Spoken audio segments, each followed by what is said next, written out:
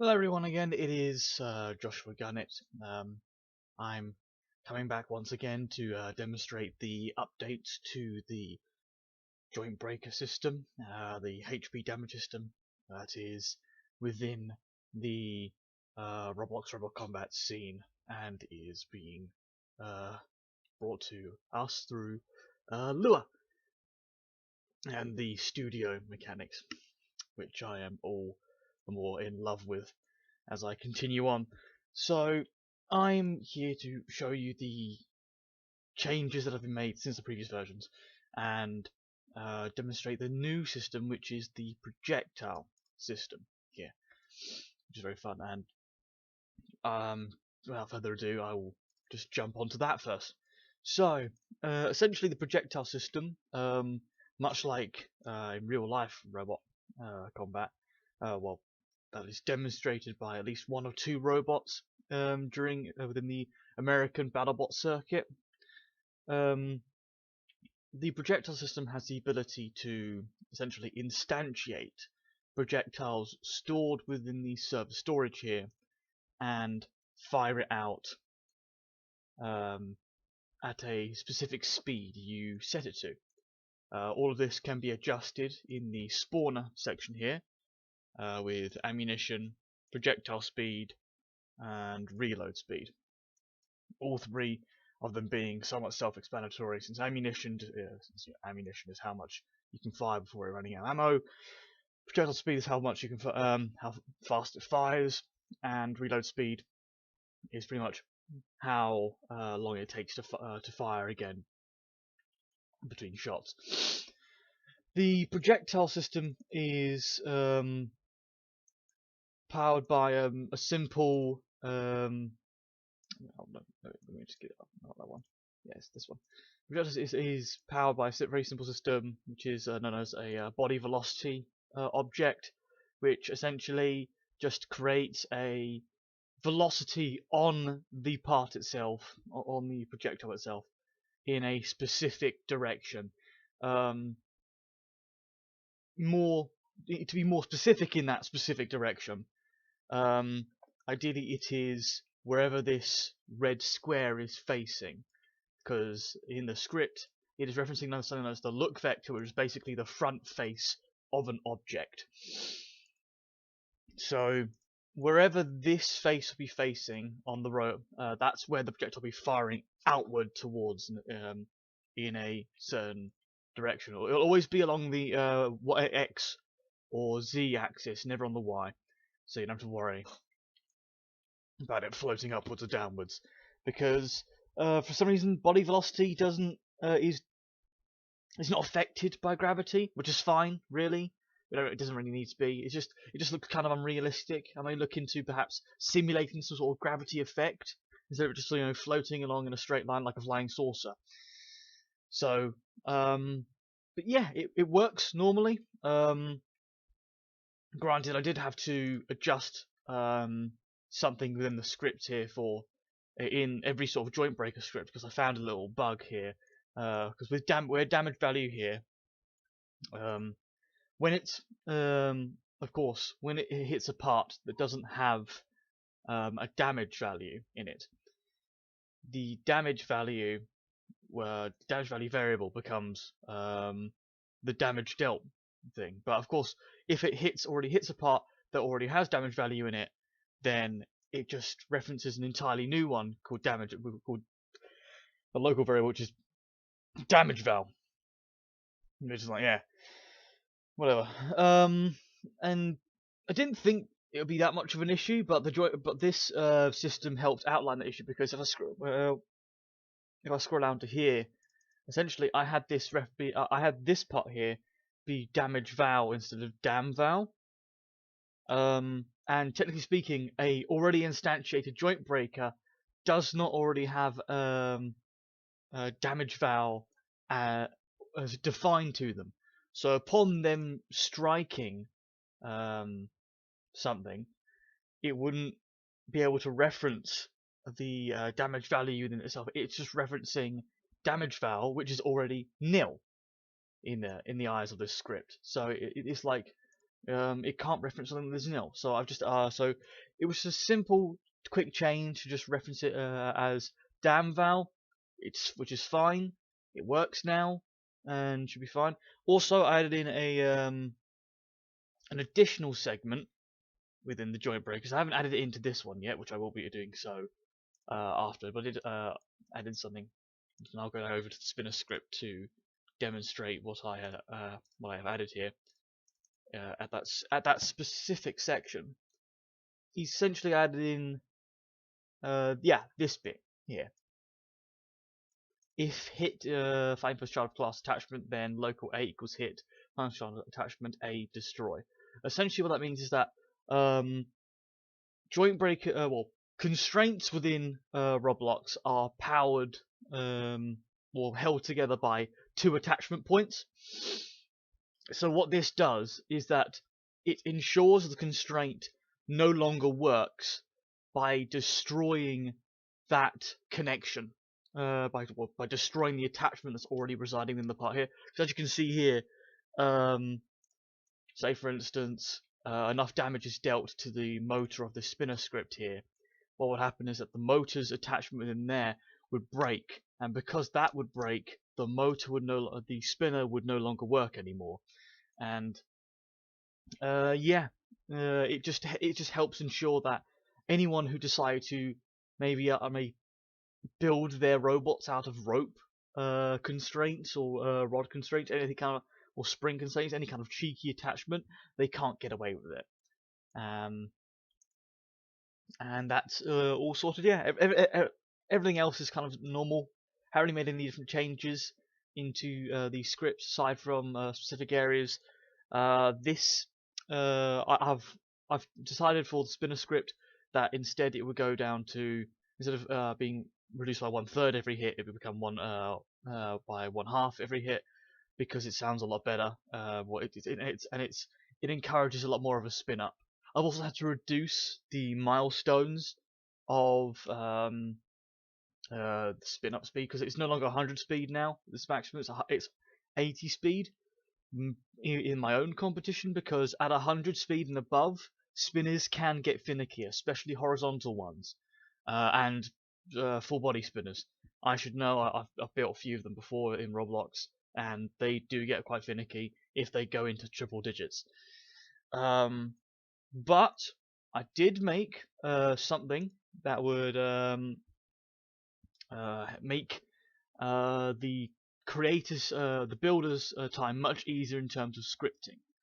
And what this is that if I go into the spinner system here, of course, which I already am, I've added in a folder called the milestones section, and this milestone section allows you to place in the quarter, half, and top speeds of your spinner yourself, so that you don't have to go into the script manually and then adjust it. You can just adjust it here and it's fine. I've also added in the spin up rate as well, so it's just how quick your spinner can spin up. And at the moment, of course, it's a rate of 2. So if it's a 1, it will spin up slower. If it's a rate of 3, it will spin up faster. And that's generally what I'm going to be doing for every single system, at least most systems. I think I have already done so for the axe hammer system and the piston system. I have done for the crusher system as well. Lifter system doesn't need it at the moment due to how it's currently set up. Since the lifter system, it's already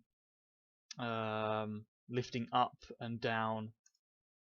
It's already like adding in an infinite amount to the target angle, all these kinds of things. And then when it's turned off, it then just does 0 speed. It doesn't need it, so I won't really need to put it in. Flamethrower system, I don't believe it will need it. I don't think there is any need for it to be there, because it's not dealing with specific numbers or anything. So I suppose damage systems that require a lot of different numbers to be inputted and twirled around a bit will most likely have this system, so you don't have to just go into the script every time and then adjust it. Yeah, and the projectile system, of course, as you know, as I demonstrated earlier in the video, it already has it because ammunition, projectile speed, and reload speed is already there um, for you to adjust accordingly. But it's not in a folder, so I suppose it isn't as neat. But that's all right. I can always put it in a folder later. Yeah, I can. I'll just quickly demonstrate the projectile system for all of you guys now. So, as you can see here, I've also, much like the spinner system, I have put in a GUI so the builder knows how many shots they have left. It does turn red upon reaching 0. So if you press, like you see it, pressing Q, and we just keep pressing Q, it just fires these projectiles. These projectiles do in fact destroy themselves after 2 seconds, so the server isn't going to be cluttered up with all these projectiles. And the projectiles, upon striking an object that is okay for them to strike, it will just the Jointbreaker system will just turn off. So there won't be any particular issue with the Jointbreaker remaining and then causing additional damage. It's much like the axe system, where upon a strike has occurred, the Jointbreaker just turns off. So it just does damage once and then off. Good stuff. So after that being said, I did make certain adjustments to the piston and axe system. I'll demonstrate it here in the axe system. Where once again, of course, got weapon speed here and the angles. But if I go into swing down here, I did place in a while true do kind of loop here, where the weapon now currently tracks the current angle of the axe. So when the axe reaches its maximum potential angle and it hasn't hit anything, it will turn itself off. It will turn the Jointbreaker off. And if you were to lift Q up once more, then it would turn. Then yeah, if you just lift it up Q, it will turn it off automatically. Because I did notice a little thing where if you held down Q and then you lifted Q up before it reaches maximum angle, the Jointbreaker would just remain on permanently. So the retract system is just there in case you lift up Q before you reach your maximum swing.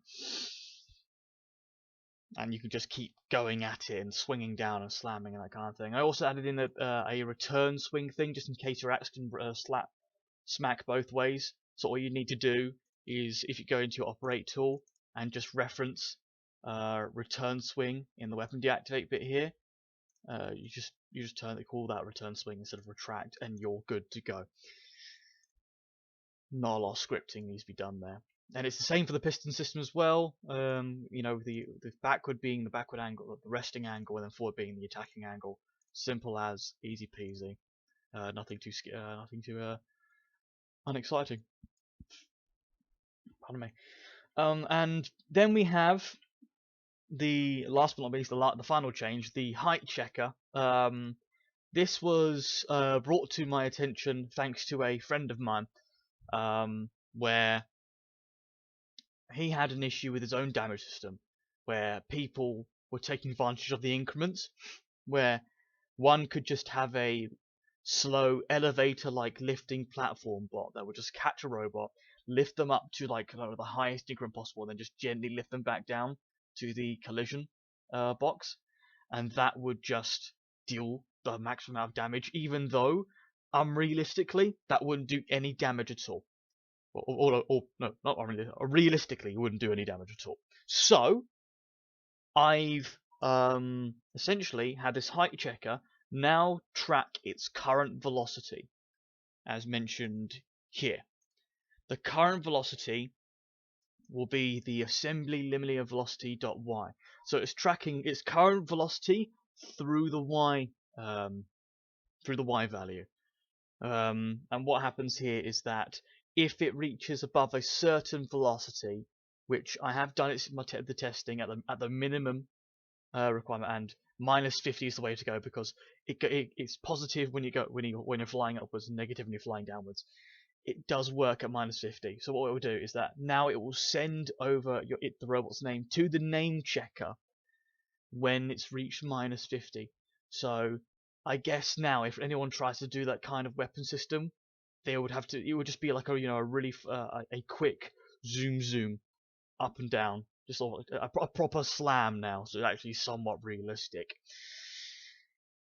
And I also noticed a particular potential issue.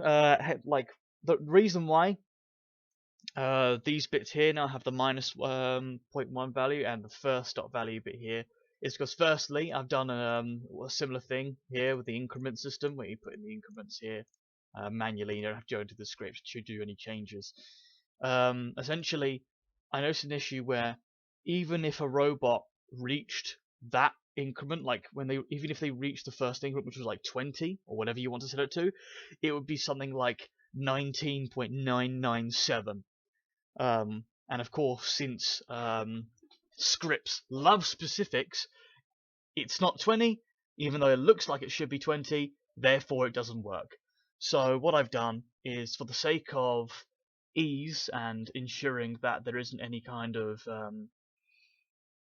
I suppose, robbery in the arena, when someone flips someone that high, and it should look like it should deal damage. I've just made it so that now the increments that you set will be reduced by 0.1. So there is now a pretty much a guarantee that once it reaches 20, or that increment, it will not deal damage. Even though technically now the increments are set to 0.1 less than what they are here, it just looks a lot more realistic, and it's a lot. I mean, I can just simply go maybe later on to, like, making it 0.5 or something finicky, but 0.1 is a safe bet for now, and we'll just test it along down the line in different tournaments and see how it goes, really, because all you can do is test and cross your fingers and hope that it stands the test of time. But since this the linear velocity and these velocities that can be tracked, it has given me a potential idea of perhaps maybe having weapon systems deal damage based upon the velocity of weaponry, which may be interesting for weapons that utilize continuous rotation and actual velocity to deal damage, like spinners. Maybe not so much on other weapons such as flamethrowers or pistons or projectiles, because they have a set speed, while spinners can have a flexible speed. So it's interesting to perhaps try and explore it, but this can also be very helpful when wanting to check if damage can be performed or not. So I may implement this in the future. As for any other potential ways of making things easier for you guys, I am sort of trying to look into a way of perhaps having it so that this section here, or a bot name, that you don't have to go into the script just to manually change each name. I haven't found really much at the moment, so you're gonna have to deal with that for the moment. But since I've eliminated a lot of the work for you in terms of scripting, these days all you should really be doing is putting the name of your robot within in the bot variables in pretty much every script, and in the services script here, all you're going to have to do is reference your weapon active variables, your damage values, and where your weapon motors are, and that's about it. The script just does everything else for you, and if you want to change any speed variables and everything like that, you just type it in here in the milestone section. Oops, silly me. Click and drag.